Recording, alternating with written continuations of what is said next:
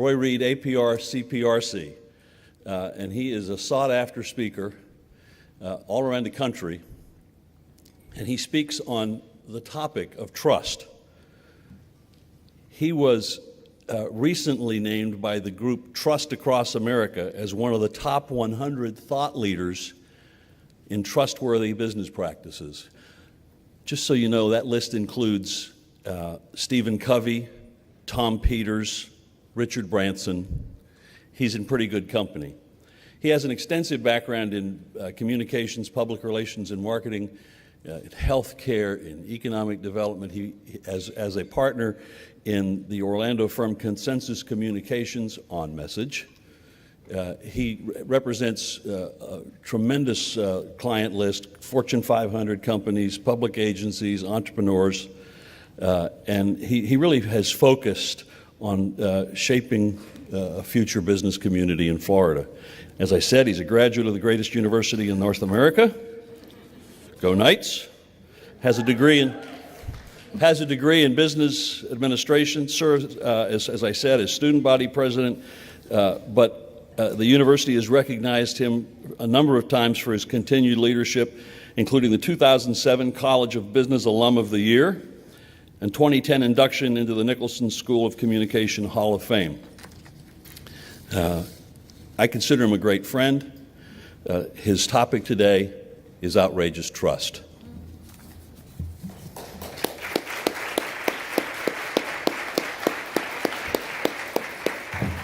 And he always has a cup of coffee in his hand. Thank you. You know, it was nice of my mom to send those comments to Roger like that. I appreciate you reading them. And when you know somebody as long as I've known Roger Penn, you do get really nervous when you get the introduction because he has watched me growing up in this industry. But it illustrates part of the core message that I want to share with you today. And that is that we are about relationships. And there's nothing great we accomplish in life that doesn't come as a result of the relationships we have. And so over the course of the last 25 years, I've become very passionate in the last 5 or 6 just about this topic of trust. Almost obsessing on it, if you will. In fact, I got up this morning, was doing what a lot of you are doing, not nursing a hangover, but checking emails and getting caught up. And lo and behold, in my inbox is an email from one of my former employers, Florida Hospital, and the topic of the newsletter was, "Trust will give you longer life." So there you go. Today, I'm going to give you longer life. I've spent the last few years speaking to different groups around the country, and I am just honored to be here with you, my colleagues, people that I do work with day in and day out. It's been a pleasure to be part of the 75th conference this year and to see old friends, old friends, Roger, and then some of the younger stars that are rising. I'm thinking of my former intern, Cynthia Lambert, who did wonderful last night. Congratulations on everything. And the opportunity to meet new people. And so some of you have heard me talk about this before. I've spoken to a number of the chapters around the state. And so some of the information may not be as new to you, but every time I talk about this, what I find is that somebody discovers something new and different. Because the topic is very broad and there's a lot to talk about. Let me add a couple of points about me so that you can get to know me a little bit more. This is my family, or what I like to call why I do everything I do. They require me to show this slide when I speak, and they will ask me today, did you show the picture of us? And I'll have to tell them yes now. So my son Sam and I get out and go fishing a lot. We like to spend time together. One thing Roger left off my bio is I have a 4th degree black belt in Taekwondo, and this is a picture of my last test in November. And I include it because it's the coolest picture anyone's ever took of me. So I have to share that with you because it's just kind of an ego moment to do that. But as I said earlier, I've really become passionate about getting out in front of audiences and spending time talking about trust. But I also do workshops and, like all of us, try to spend time helping people communicate better. Consensus Communications is where I've spent the last 13 years. And as Roger said, we've had the wonderful opportunity to work with some of the greatest brands in the world and some of the most wonderful people. And in the end, like I said, where we find ourselves is at an interesting crossroads. And trust is the cornerstone by which our relationships become much more fruitful, productive, profitable, and all of the other things that we try to do for our clients and in our personal life. And so today I hope I can share with you something more than just professional development. I want to share personal development with you. I want to give you something that I have found that has changed lives around me and in my own when I spend time doing this. If I can accomplish one thing today, I hope that it is you will be much more intentional about trusting your relationships. Because the mistakes that are made in trust have more to do with not carrying through on things, not intentional acts, not things that we set out to do, but small things. And I want to illustrate that. And so I use this word outrageous when I talk about building culture, creating these opportunities, and focusing on trust. And the reason I like this word is because it's provocative. It evokes some thought. It gets you to think about things. But the definition I like is exceeding the limits of what's usual. And in today's society, it's often unusual that people spend time building trust before they go asking for things. Spend time building trust before they try to get people involved with their movement or with their issue. And so I want to be provocative and outrageous.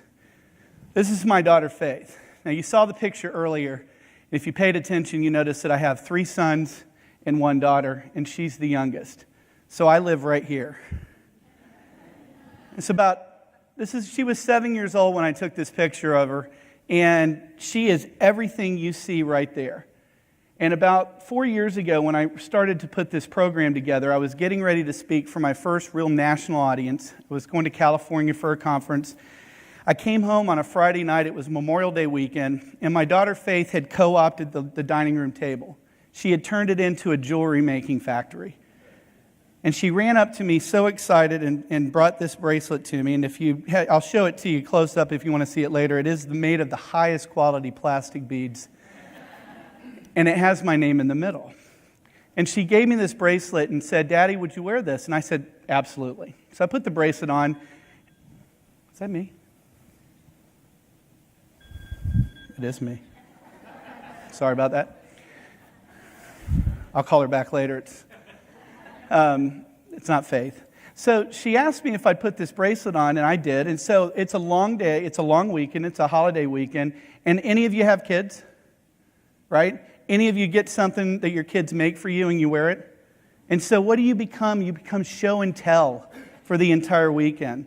Everywhere we went, everything we did, Faith would drag me to somebody and say, "Hey, look at the bracelet I made for my dad." And we had the best time. And so as the weekend goes, come through the weekend, go to the picnic, go to all the activities. Tuesday morning rolls around. I get up, look at my schedule. I have a meeting. I have certain clients that require me to wear a tie and a suit and all that other stuff. So I put it on, take the bracelet off, put on the dresser, go to work. I come home that night. Faith still has the dining room table turned into the jewelry factory, comes running up to me as we're making dinner, another bracelet. My first thought is, Lord, I only have so much arm to give. Different colored beads on it, and says to me, "Daddy, if you didn't like the other bracelet, would you wear this one?" Every time. And every time I tell it makes me go back and think to that moment where I broke trust with my daughter. I didn't set out to do that. I'd never do anything to intentionally hurt her feelings. But she asked me a simple question. She made one request of me. She asked me if I'd wear the bracelet, and what did I tell her? Yes. That's it. No caveat, no small print. No, I can't wear it with a suit, but I can wear it with this. And so I went in and put the bracelet back on, and I wear it every day. And I wear it every day for 2 reasons. 1, because I told her I would, and 2, because it reminds me that trust isn't this big, broad, one thing sweeping idea. It is comprised of a bunch of little things that we do. It's a very granular thing. As Stephen Covey writes in The 7 Habits of Highly Effective People about the emotional bank account, it's very similar to that. We're either making deposits or making withdrawals into people's lives. And that's how trust works. And the lesson that my daughter taught me at 7 years old was that I had to be much more about humbleness and humility if I'm truly going to earn the kind of trust I need with the people I live with, play with, and work with. And so without that as a starting point, we're going to be average at this. And as I said earlier, I don't want us to be average. I want us to be outrageous. And for those of us in this business, in this profession, at this conference, this is our time to change the landscape of our social and business and civic and economic and political landscape. All of you play a role in this. No matter who you are and what you do in this profession, you affect this every day you deal with your employers or your clients. And so I'm a little more passionate when I get in front of my family and talk about this. And I hope over the time we have together, one or two things will jump out at you and really get you thinking about what's going on. Because in the end, this statement is true. Whoever can be trusted with very little can be trusted with much. Trust, in the end, always is earned. It's not something that just shows up. You earn it every day. It can take a lifetime to build and 5 minutes to be taken away. And as we read the newspapers, as we get calls from our clients, as we deal with crises, we find how trust is that valuable asset that's earned through every little thing that we do. Now, a lot of people like putting trust into this. They're in the speaking world, you have hard topics and soft topics, right? Hard topics are finance and those things, and soft topics are relationships and things like that. Well, I say no. I say something else, but no is appropriate for being on stage. Trust has real benefit. Trust has real outcomes associated. Trust can be measured in the things that matter the most. When you think of an organization or individuals that have strength of character, what comes with that is peace of mind. And when you have peace of mind about the people you work with, about the organization you're in, you reduce risk. Risk has a cost to it. Those of us who do crisis communications could go on for days about how risk affects what happens in an organization. I worked a lot in healthcare. There's so much risk that occurs every day. If you don't have trust among the people and the culture that you're working in, it can get out of hand. Second, improved performance occurs when there's a high trust environment. Efficiencies occur. Effectiveness goes up. Stephen M.R. Covey wrote The Speed of Trust. If you haven't read this book, I recommend it. And he talks about the concept that he boils it down to is that the greater the amount of trust in the organization, the faster things can happen. Effectively, efficiently. And there's a cost for that. And there's a benefit to that. Greater internal loyalty occurs when you have a high trust and outrageous trust in your culture. And anybody who has to hire people for a living understands that retention is a lot cheaper than recruitment. I was having lunch the other day with a good friend of mine, and he said it's unfortunate in the organizations that he works with, because he does a lot of consulting with human resources groups. He goes, all too often they become about the resources and forget the human. And we have to focus on that element of it, and oftentimes we become the advocates for that. Fierce customer loyalty occurs when you have a high culture or a high trust culture. And that gives you market leadership. Market leadership is important, particularly where we are now in the economy. As it begins to tick back up, we want to own and take more ground in the market side. In good times and bad, we want to have that high level of trust so we have that opportunity to keep that customer. Because customer acquisition, again, far more expensive than retention. Benefit of the doubt. Best 4 words you hear when you get a call from somebody on a crisis. We have the benefit of the doubt. Saves us all kinds of time and energy. And then you enhance the brand. You become the preferred or thought leader or opportunity. Trust has a benefit that can be measured and that can be seen in everything that we do. One of the things that I talk about with folks, and if you were in the workshop on Monday, I talked about this seismic shift in society and the marketplace. We're going through a storm constantly. In fact, life is about the storm. You're either in the middle of it, going out of it, or coming back into it. And we've been in a big one economically and socially for the last few years. And one of the outcomes of that is I say that we've moved from what we all called a consumer marketplace to a stakeholder marketplace. You know, I see a consumer as a fairly simple thing. You feed them the information, they take it, they may act on it, may do something with it, may talk to a couple of people, and then that's kind of it. A stakeholder is a much more complex audience. They thrive on information, they want information, they take that information and then they begin to share it and pass it along, not just to individuals, but now into groups and tribes and across many, many platforms. And the slide that illustrates that is this one. What happens every 60 seconds in social media? The activity levels that people have and the access that people have to information is changing the way the markets and the society we live in work. And with all of that activity, with everything that's being said, the more time we can help work and build trust with people, the greater the opportunity is that these conversations are positive about us, not negative about us. And then when they are negative about us, what we really want to cultivate in the marketplace and what trust gives us a better opportunity to do is build advocates out there for our brands, for ourselves. Quick statistic, you always have to have one slide that nobody can read because the print's too small. This is a Gallup poll that takes place every year on institutional confidence. This is last year's study. And I just want to point out that only 3 institutions scored above 50 in a great deal of confidence. The police, small business, and the military. Everybody else is below that. And in many cases, in most cases, categories received record low points on confidence. Confidence is an outcome of trust, one of the manifestations of trust, if you will, that people have in organizations or leaders. And so how does trust work? It's important that we look at this from a couple of standpoints, because if we don't know how it works, we really can't affect it and we can't get into the details of it or the small pieces of it. So when I do workshops with organizations, we'll get to this part of the workshop and I'll ask people to think about, or in fact do this, if you've got a pen or a paper, I want you to write down the names of 3 people you trust the most, just right off the top of your head.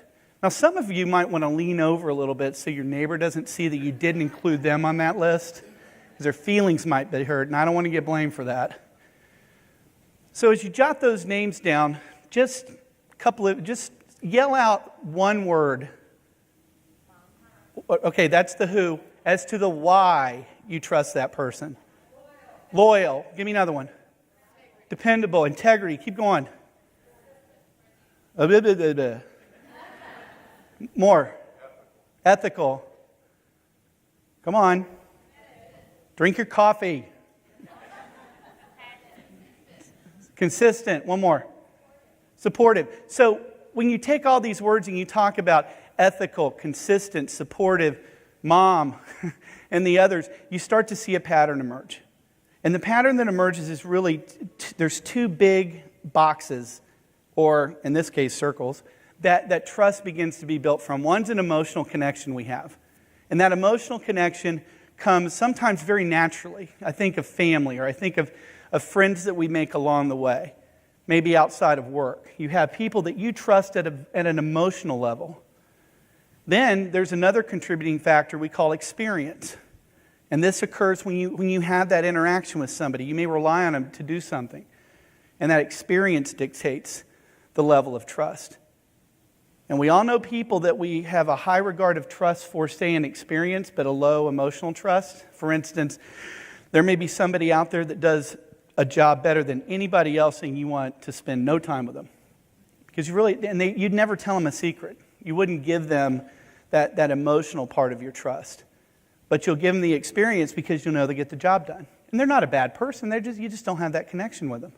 And then we have people on the other end of that spectrum, like family. I have family members that I'll let them watch my kids, stay in my house, do all this stuff, and I would never hire them. Because I know too much about them. And so with these 2 contributing factors, trust becomes what we are all about, which is perception or belief. So in the end, trust is a belief or an assurance that people have in somebody or an institution. And these 2 contributing factors of emotion and experience make up how that works. Now, later in the presentation, I'm going to break that down into 4 ideas, if you will, 4 attributes that come out of those 2 things and give you a look inside of that. But what I want to start with is the idea that there are things that you can do every day, all day to cultivate an outrageous trust in your relationships. And the first one is really the one that I want you to make sure that if you remember nothing else other than I have an exceptionally cute daughter who gave me a cool bracelet, and we're humble in that, but you've got to take responsibility for your relationships. And we have got to be the messengers of this to everybody that we work with. We can't act like we're renting them. We have to own them. We have to go out of our way to find out why relationships may be damaged. We have to start with ourselves. And there's a couple of stories. One being, I go back and think, what was the moment? We all have that moment in our career where we take that turn from being about perhaps the technicalities of what we do and become obsessed with the sweeping ideas of what we do. And I was young. I was 27 years old. I had just gotten a job in Orange City, Florida, opening a hospital.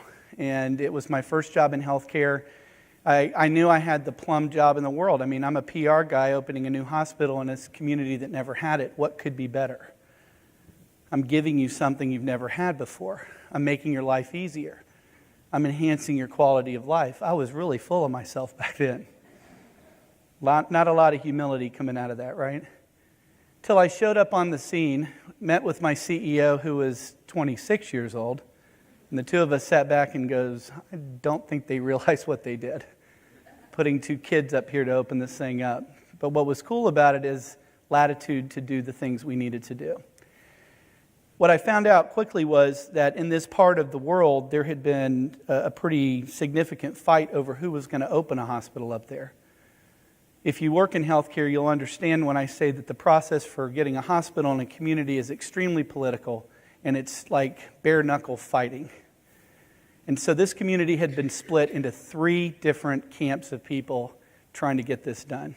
And the camp that I went to work for won. And it's kind of funny to think it was a win-lose proposition, right, to get a hospital built in the community. And so the first meeting I go to out in the community is a Kiwanis Club. And I've got all my notes prepared. I'm giving them this wonderful speech about how we're bringing a hospital to this community. And I happen to walk into one of the parts of the community that didn't necessarily like the people that I worked for. And when I got done with my speech, a retired physician came up whose name was on everybody's list as one of the most influential guys in town. Comes up, shakes my hand, looks me in the eye, and says, I'll never set foot in that damn hospital. You all caused me a heart attack. 27 years old, and I'm thinking, what did I just get myself into? And that was just the beginning, because in the end, we had 4 unique medical staffs to bring in. We had 3 hospitals of different types and cultures of employees that were coming to work there. We had this divided community.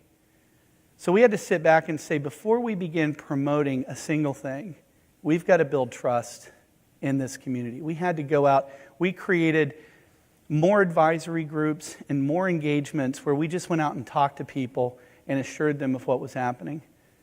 We had to tell the home office, if you will, we're going to have to take marketing back a step because until we earn this, we can't market to them. And we spent a lot of time on things that seemed to outsiders to be soft topics. But we got results. And what I learned at that age was when you invest this time and energy, it's not just about feeling good, it's about doing good and doing it well. And how did this manifest into success? Well, first of all, at our opening gala, where we all wore tuxedos and black ties and had a cool campaign and invited the community in, that doctor I told you earlier was wearing a black tie and a tuxedo greeting people at the front door. The medical staffs merged in, the employees came in, and it wasn't just that side of it, but on the results side in our business plan, we had a 3-year plan to get into the black. We did it in 18 months. Because we took responsibility for our relationships first and then earned the trust that allowed us to market, promote, and get people there. And so we've got to be about this at that level. one more story. We've got to be about it individually too. A few years later, I was working for a very large company. And I got there right at budget time. Who likes budget time? Nobody likes budget time. And so we're working on our budget, and I'm trying to get a lay of the land. I'm trying to find out who in the C-suite is going to either approve or not approve what we do. And we get to the chief operating officer, and my question about all of them was, what are they going to think? What is their opinion about what we're going to do? And nobody could answer this question about this guy. Nobody could tell me anything. In fact, the only thing I heard from them was, he doesn't care about us, he doesn't know what we do, and if it were up to him, we would all be gone. I'm like, what? That makes no sense to me. And so I asked my boss if I could set up a meeting to go introduce myself, because when you're new, you can ask the dumb guy questions. And so he looked at me like I was asking one of those questions. But he let me go up and meet. I got a 15-minute meeting on this schedule. He was 10 minutes late, so I had 5. Week 1. So I went back to week 2. 15 minutes, 30 minutes. But by the end of my time in the organization, I had a standing 2.5-hour meeting with him every Friday. And we looked at every issue. We looked at what was going on inside the organization and outside. He offered me 3 different jobs outside of the job that I had, outside of public relations. And we had this wonderful relationship. But more than that, my department grew. My budget grew. The opportunities for me to bring to the table what I could bring to solve problems in the organization grew because I set up a meeting with him. That's not me. It's not Roy. That's not magic. It's what the time invested did. And it went against the grain of what everybody's common sense said to do. So sometimes you got to break with what is tradition in an organization and do something outrageous to change the landscape. I became a greater asset to my vice president because I had a personal relationship with the chief operating officer who bought my wife a string of pearls when I left. I mean, just kind of cool stuff. And so I got the benefit of that too. My relationship with him was an awesome relationship. I learned so much about healthcare through this guy. When you take the responsibility for it, it changes the nature and the moment. And it doesn't just change you, it changes people around you. My staff saw the result of that. My department saw the result of that. And people around me saw things differently for that. And so when you take responsibility, keep in mind that there's always outside factors affecting trust. There's what other people do or believe. There's external forces outside of your control. So all you can do is control your beliefs and actions. So when you're intentional about taking responsibility for the relationship, you change it dramatically. At home and at work, at church, in the community. Works all the way around. It's like that one-stop product that you buy that fixes a lot. Second guiding principle, you have to build trust from the inside out. You have to be accountable for things. You have to train yourself to look at these things. You have to spend time developing yourself and the people around you before you can expect anybody else on the outside to trust you. And you have to trust yourself to do things. And one of the tools that I like to share with people is something called the Johari window. Has anyone seen the Johari window before? So I was given this in college by a mentor of mine, a guy named Jimmy Farrell. We ran the orientation team. And there's 4 quadrants here. And you can see that there's the known to others, not known to others on the vertical axis. And then there's the known to self and not known to self on the horizontal axis. I always have to say it slow because it's like right hand, left hand. I always forget which one to do. So in the area that's known to others and known to self, we have the arena or the public self. That's your resume, it's the bio, it's what people know about you, it's that common idea of who somebody is. The box on the upper right-hand corner is the one that I believe most important for this lesson, and that is the blind spot. It's what others know about you that you miss. It's that part of you that either you ignore or you're just not aware of. And this is where oftentimes we break trust with people and have no idea what we've done. We may react a certain way to people that we don't mean to come off as mean, thoughtless, or otherwise. We may do things that we think are important that others look at and say it's distracting or frivolous or rude. And so a few years ago, I'm on a bank board. It's more than a few years ago, if I admit it to myself, because I had just got my first BlackBerry. So, remember getting that BlackBerry, and it was the coolest thing in the world. You could return every email in a day. Now, there's so many emails, I can't return them in a month. But I got my BlackBerry. I'm sitting at this bank board meeting. I have a client in crisis, and so I'm trying to help them out. And I'm like this the whole meeting. I leave. I go back to the office. The next day, one of my employees comes up to me and says, "Hey, how was the bank meeting?" I said, "Oh, it was fine." She goes, "How do you know?" Because I was there. She goes, "Well, I heard you were on your BlackBerry the whole time." I said, "What?" She said, "Yeah, someone called me from the meeting and said that you really didn't pay attention. You're on your BlackBerry the whole time." Humbling moment. Humbling moment. But I had a blind spot. Now, the good news is that I had a culture where I had an employee who was empowered to walk in my office and say, "Hey, you screwed up. You may not realize you screwed up, but you screwed up. And I needed to tell you that." So one thing we do when we build trust from the inside out is that we cultivate around us people and the culture where people can talk about that. And I'll cover a little bit deeper when we get to the idea of authenticity.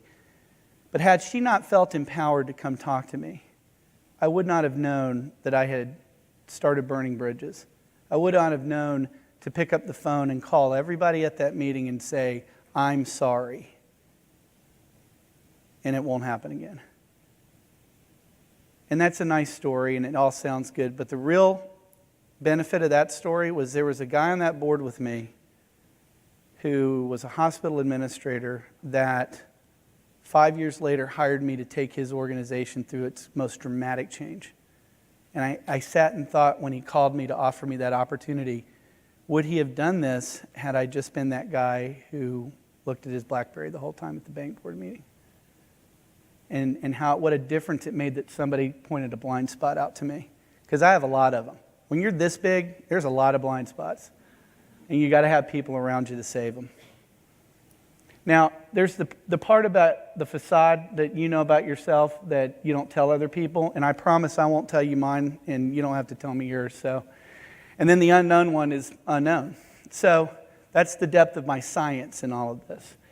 Number 3 is communicate consistently. Now, as communicators, this is obviously something that we do and we advocate and that we want others to understand. And there's some really great research out here. I don't know if anyone in here works for Edelman, but I want to thank Edelman publicly for what they do with the Trust Barometer. This is the coolest thing that happens every year. And they bring this research out and do a great job of kind of showing what the world pulse on trust is. And I love this statistic that talks about skepticism and repetition. And the question is that the majority of people need to hear company information 3 to 5 times to believe the message. And what really jumps out at that for me is that number 3 to 5. That's not a lot. Now, we all know that science says that there's a lot more repetition to get it dug in and sunk in and all of that. But think about how often do we call a client just to see how things are going? How often do we check in with an employee to understand how things are?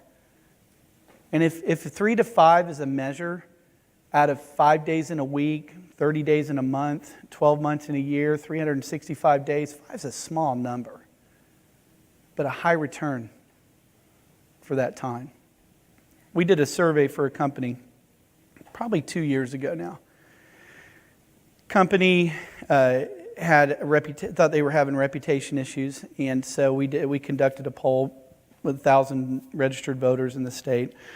And we asked people what you thought of the company, and they and about 5 other of their peer companies kind of landed in the 45%, in the extremely like category. We really like them.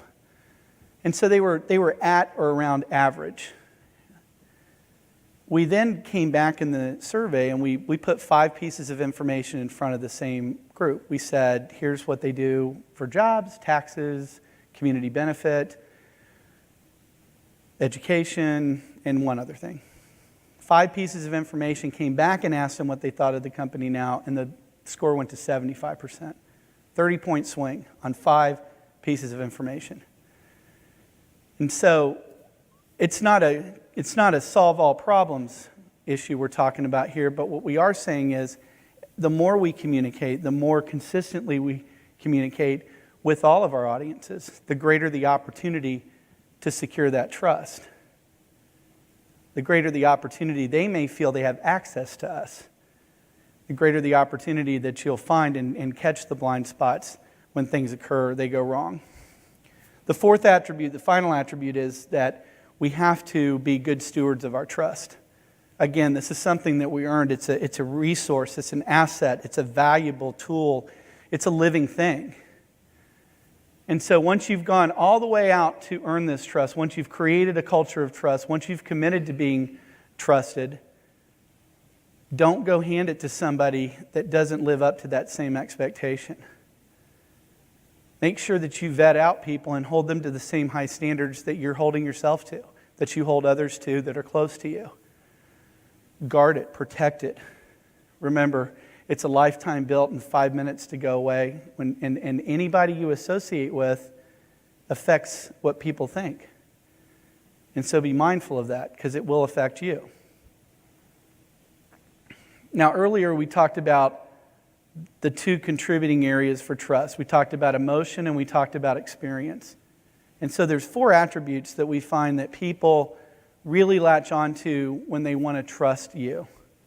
And the first one, which is kind of at the epicenter of these two ideas, is being trustworthy. Now, trustworthy and trust are two different things. And I'll explain that in a minute. On the emotional plane, we find that people also want to see authenticity in the relationship. They want to make a connection. They want to know that you're real. On the experience side, we talk about dependability and the fact that this engagement we have with people has a certain expectation to it, and they want to experience that with us. And the outlier in this is something I call influence, or making a difference. And I'll talk about that a little bit more in a moment. But I want to start with this idea of being trustworthy. So being trustworthy is when you're trustworthy, now you've earned the right to be trusted. You're not trusted yet. It's a little bit like in the martial arts, people have a misnomer about a black belt. Most people think, oh, you got your black belt. Awesome, you're done.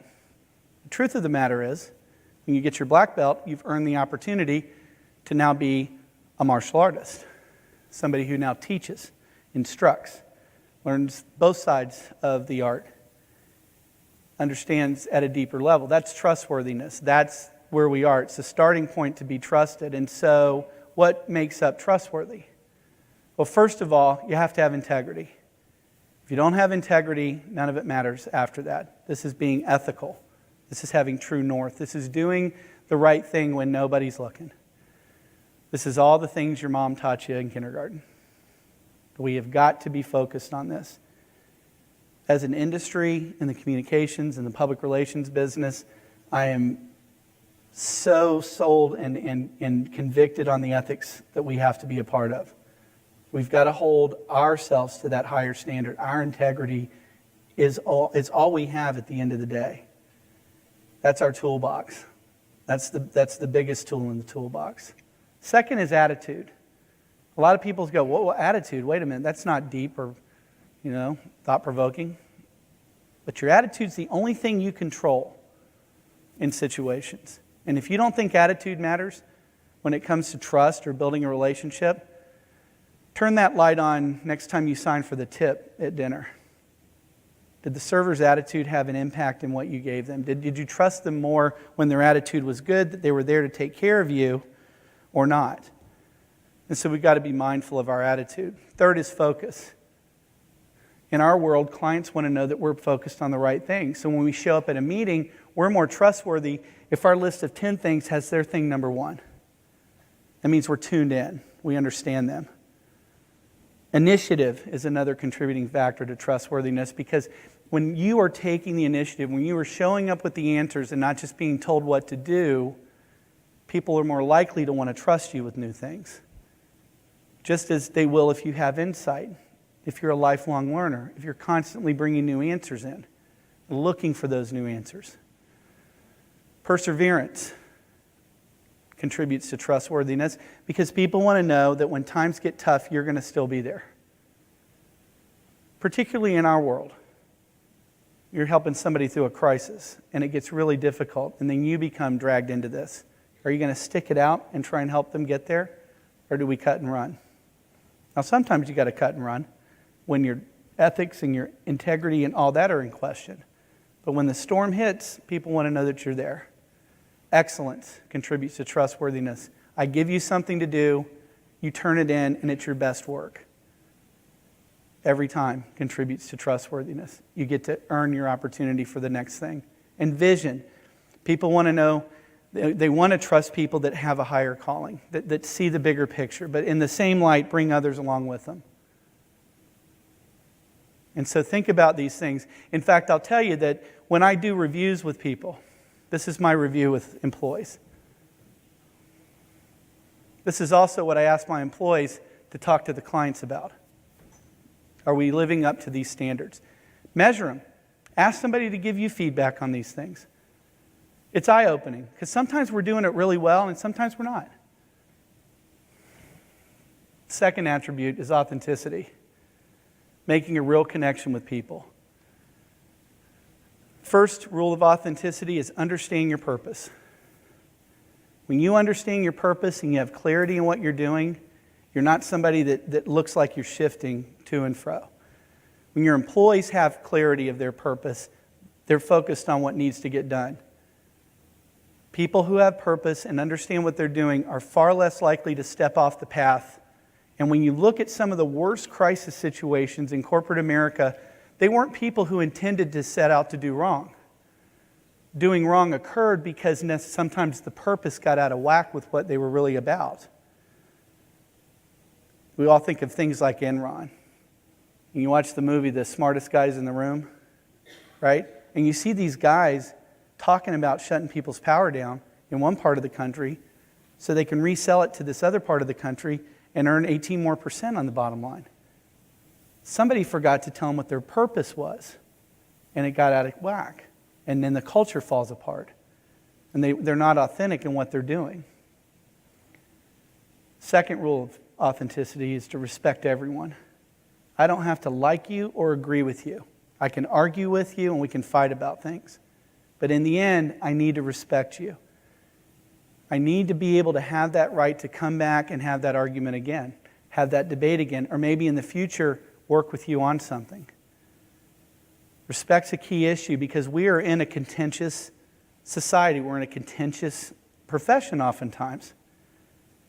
But we have to show that respect at the end of the day. And we know the people that do that and hold them up. We want to be that person in the fight. With respect, you can cultivate candor in the organization. You remember earlier my blind spot that I had pointed out, if I didn't have a culture of candor, if she didn't feel comfortable coming to my office, big black mark, big hole. When Jim Collins writes in the book Good to Great that candor is a huge separator from those companies that maintain just a good level from those that get great, because they can speak openly and address the things that need to be addressed. Now, if you cultivate candor in an organization, honesty doesn't always breed good feelings, so you have to exercise forgiveness. Things get said. People's feelings get hurt. Someone gets upset. But let me say this about forgiveness. This isn't a sermon, okay? Forgiveness isn't about the other person. Forgiveness is about you. You need to exercise forgiveness because you got to get the weight off of your shoulders so you can keep moving forward, so that you can continue to cultivate that relationship, so that you continue to take responsibility for it. If you're not forgiving folks, you're putting a huge weight on yourself. And if you're not forgiving yourself, you're limiting your opportunities significantly. Exercise forgiveness first here, then with everyone around you, so that you don't miss the opportunities to move forward and cultivate these kind of relationships you need. And then be transparent. Authentic people, authentic organizations are transparent. And in this day and age, transparency comes whether you like it or not. So if you strive for it in a very positive way in your culture, you'll be that far ahead of the game. Dependability. This is our experience, but this is what brand's about, right? Brand's a promise delivered. Brand's an experience had. This is me and Tony Shea. You know Tony? Anyone know Zappos? Anyone buy anything from Zappos? Good experience or bad experience? Great experience, right? So I met Tony Shea a few years ago in Las Vegas. This was the day that he announced to all of his employees that Amazon had bought them for $1 billion. He looks happy, doesn't he? His look never changes, but the guy's whole life is about happiness. He wrote a book about it. What I was amazed by were the stories he told to the group I was with that day, one of which was how they operate a call center. They break every rule in the book when it comes to serving people to be happy. So I've worked with call centers before, and you know, when you get a large volume of calling, you want to move people on. You know, make sure you take care of them, and then get to that next call. In Tony's organization, they bonus people for the length of time they keep people on the phone because they're learning about them. Totally counterintuitive, right? In their culture, if you get a job there, after I think it's a month, maybe 2, they offer you $3,000 to $6,000 to leave because they don't want you there if it's not right for you. They want a culture of people that are passionate about what they do. So they break all of the rules so that they can ensure that they deliver that experience every time.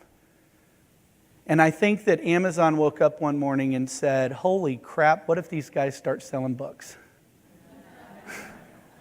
We better go buy them while we can. And so it was a pretty raucous room next door when he made that announcement to his employees. So what is dependability? First, it's engaging completely in your work. It's immersion. It's not just showing up. It's showing up and getting into it. And people know the difference, right? You know that person that you work with that's engaged in the work versus the person that's just there. There's a difference between having 25 years of experience and 1 year of experience 25 years over. And I want to be this person, fully engaged in what I do. Second, you deliver on time or early. Third, you give a consistent, reliable experience. So when we talk about brand and I throw out, a brand to you, if I say Volvo, you say, right, safe, stability, that's the brand. That's the consistent, reliable experience. If I say McDonald's, you say, ooh, oh, my kids, Happy Meals, right? There's a consistency, though. Consistent, reliable. Like it or not, it is. And then you evaluate the results to improve the value every time. That's dependability. And dependability is not really possible without that authenticity, to have that candid culture, to be able to engage with that. And dependability is not always possible if you're not trustworthy and they want to come back to you. So all of these things work together to create that trusted person, environment, culture, organization. The last of the attributes is being influential. And being influential for me is making a difference. It's using the resources, the assets, the talents, and the gifts that you have to improve the condition around you. This is part of the outrageous side of outrageous trust, because it takes a step beyond the fundamentals and says we're going to go that extra mile. And there's a greater accountability for this on the corporate level, at the social level, and the political levels. Well, maybe not political. But we see the demand for this going up. And there's challenges involved with this too, because as the public and as our communities demand more out of us in this kind of arena, we have to be mindful and honest and have integrity about how we communicate this to them. I was with an accounting professor recently, and we were talking about some of the research he's doing, and the title of his research right now is Deceptive Corporate Reporting. And what it comes down to is that in corporate reports now, with all this CSR that goes into it, it's not consistent. And what he's doing is reading them in great detail and finding the claims being made on one side don't necessarily match. All these contradictions come up. And so again, what will happen over time is the trust will begin to erode, because We're not really making a difference. We're just saying we're making a difference. And so there's some attributes of people who consistently make a difference. And I love this quote by Dr. Martin Luther King when he talks about how we're measured. It's not when we stand in moments of comfort and convenience, but where we stand at times of challenge and controversy. And where are we going to stand? And when those opportunities come up to make a difference, do we get involved? And sometimes do we make a decision not to get involved? Sometimes saying no is the right answer. You won't make a difference, for instance, if you have too much on your plate. So you need to make make good decisions about what you get involved with. And so here are attributes of people that consistently make a difference. Number one, they choose to make their contribution. They make a choice. Attitude's the one thing you control. Choice is the most powerful tool we have. Choosing to do something. But once you make it, be decisive about it. Second, make a physical or public commitment to your decisions. Be accountable for what you're going to do. I think it was 1992 or 3. I was sitting in a PRSA luncheon, and up walked our chapter president, who proudly proclaimed to everyone in the room that she was sitting for her accreditation. And she invited all of us to come along with her. Now, we all know and respect the idea that process is confidential. It gives us the opportunity to really dig in and experience that. But she walked right up in front of everybody and made that commitment. And I think, if I'm not mistaken, more people than ever before began signing up for that, because she had the courage to make that commitment publicly. People who make a difference confront the good, the bad, and the ugly. I go back to Jim Collins when he talks about candor. Candor lets you do this consistently, comfortably, and effectively. People who make a difference find the competence to do the things they can't do. Sometimes that's exercising that idea of humility and saying, I can't do it, I need to ask you to help me. It's okay to ask for help. It's not in the rules that you can't. Or you go get it yourself. Continue your education. Find it yourself. And then lastly, people who make a difference have the courage to finish. And this is such an essential part of it. Making sure that you finish what you set out to do. Because it's not going to be easy, whatever it is.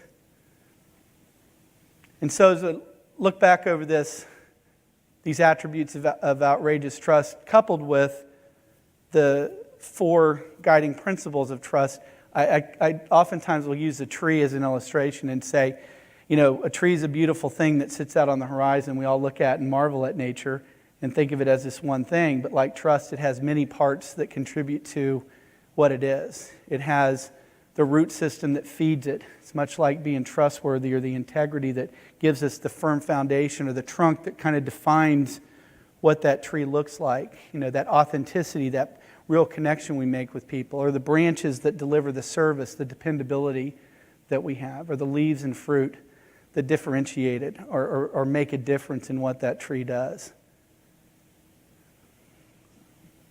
Take responsibility for your relationships. Build trust from the inside out. Communicate consistently. Be a good steward of trust. Be trustworthy, authentic, dependable, and influential. And go out and change the way people see you. Thank you for your time this morning. I hope this has been helpful.